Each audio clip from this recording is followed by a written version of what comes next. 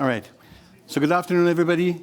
Welcome to the session to discuss taking Europe's pulse on plasma to compensate or not. Now, plasma is almost an abstract topic to start with, and what I would like to do here is setting the stage, contextualizing a little bit, and in some ways, starting at the very end. So plasma is the starting point, but really the reason why we collect plasma is plasma-derived medicinal products. These therapies are really unique in that for some patients, they are the only available treatment. There is no alternative that can be chemically synthesized. So the only way to provide for them is to collect human plasma. Most importantly, I would argue, is immune globulins for the treatment of immune deficiencies. They contain the antibodies that all the plasma donors have developed to fend off infections. And cumulatively, these preparations are able to take care of persons who have an absent or misfunctioning immune system themselves. This is the only treatment option that these people have. Now, some argue that these IGs are already used too much. I would like to submit to the attention of these people that in 1977, the World Health Organization has put these immune globulins on their list of essential medicines. So these medicines are ones that are prevalently needed in the healthcare system. They are of proven safety and efficacy.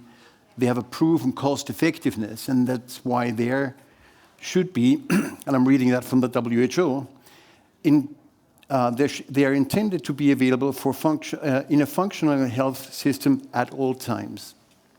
I guess during COVID, we have all come to realize that probably Europe is not so functioning a healthcare system then, because IGs have not been in ample supply, which is the definition that the World Health Organization has put behind that.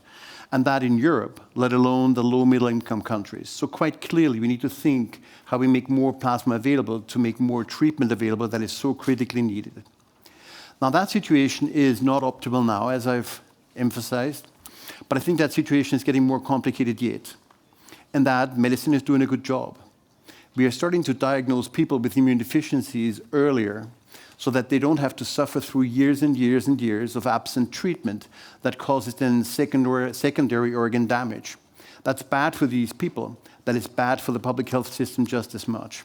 And that's why diagnosing earlier is something really needed. But getting better at diagnosing means that more patients get on treatment, and therefore more IG will be needed. Now, there is yet another complication, quote unquote, and that medicine is getting better. Some of our oncology diseases are now possible to treat with really very innovative treatments. Now you survive your cancer, but that as a secondary consequence may render you immune deficient. And now these secondary immune deficient patients need supply of immune globulins as well. And for all of these reasons, the rather suboptimal supply situation is not going to get better. There is a need for more plasma. So now we're in the middle of the topic, plasma collection. And there is two different ways of doing it. The one is you can recover plasma from a whole blood donation, or you can have a donor go through a process called plasma apheresis, where only that plasma is collected from the donor. These are processes that both result in plasma that can be used for the production of IGs, but the procedure itself is very different indeed. And I would like to share with you a few facts about these. So blood collection can give rise to about 250 milliliters of plasma. And you could do such a donation around once a quarter. So in total, one committed donor, 1 liter of plasma per year. At the same time, for apheresis, you can do that twice a week at a volume of north of 800 mLs. So that is one committed plasma donor, more than 1 liter plasma per week, not per year. So I think it's quite clear that this is a way more productive way of collecting plasma. And in addition, there is a limitation on what you can do for whole blood donations, because the need for those is driven by the transfusible components, by the erythrocytes. Now, in the age of patient blood management, the need for blood actually declines. So there is less recovered plasma that becomes available in the system, and therefore, arguably more of a need for apheresis plasma. So the volume clearly is one difference. But then there is an added complexity in the collection of blood versus plasma for fractionation. And that is, for blood, there is the collection from one vein, and then it goes straight into another vein. In between, you only have a choice of selecting a low-risk donor and testing that donation. And over time, we've gotten pretty good at managing the risk of HIV and hepatitis viruses so that those are not transmitted by blood anymore. But we have equally seen 20 years back, when West Nile virus emerged in the United States, another test mandated for blood. When we realized that hepatitis E virus circulated more in Europe, another test mandated for blood to safeguard those transfusible components. That is not necessary for plasma for fractionation, as it is collected by apheresis directly for fractionation, and that there is an industrial manufacturing process with a superb ability to inactivate or remove any viruses. And that's why these additional tests have not been mandated for plasma for fractionation. So in some ways, if you will, it is not only more effective, it is just less complicated to collect plasma for the purposes of fractionation by apheresis. And then at the heart of this discussion here is compensation or not. But to be honest, compensation is something that people do for blood as well as plasma donation. And compensation comes in very different forms. It may be time off work, it may be a tax cut, it may be some financial compensation. Arguably, different compensation is quite necessary because the level of personal commitment of these donors is quite different too. It makes a difference if you go to a plasma center twice a week versus to a blood donation once a quarter. And therefore, looking at it in a more varied way, I think is quite justifiable.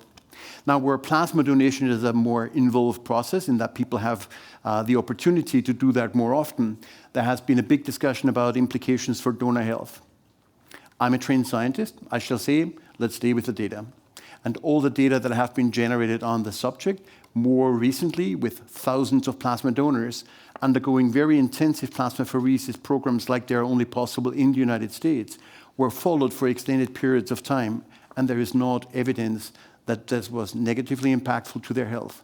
So the data do not support the widely discussed implications for donor health. The facts do not show it. And then there's the last one that I need to bring up that is really important, I think, too. The regulatory framework for blood and plasma is very different, and rightfully so. And that blood is collected typically just around the next hospitals, and then the transfusible components are used there. So that's why a local regulatory framework does justice to that process, I think, and nothing against that. But plasma is very different indeed. There is plasma derivatives that are right now manufactured in a single manufacturing establishment in the world. So that means plasma needs to be collected anywhere, brought to that facility to be produced in that specific plasma-derived medicinal product that is needed by some patients. And therefore, this cross-border movement now involves many different regulatory frameworks, many jurisdictions. And that's why I think we need to acknowledge that plasma being so global, it will require a global, harmonized regulatory framework to be effective. And just to give you one example that I think is particularly important and easily understood in Europe. 20 years back, we had variant CJD and mad cow disease and everything else. At that stage, prion diseases were little understood, and therefore following the precautionary principle, it was the right thing to disallow plasma from the UK be used for fractionation, just to be safe rather than sorry. That has changed. We now understand prions very well. We know that the prevalence of these prion diseases is next to zero. And that's why Ireland, UK, following that Australia and the United States, for example, have allowed, again, people with residence in the UK during that time donate plasma for fractionation. But Europe has not yet, which is a problem because Europe depends to at least a third on plasma collected in the United States. That now could include somebody with residence in the UK, but that would not be acceptable in Europe. In some ways, we're working against sufficient supply with these disharmonized regulations. That's all I wanted to share with you. My time is up anyway, so I'll turn it over to the panel for the discussion. Thank you very much.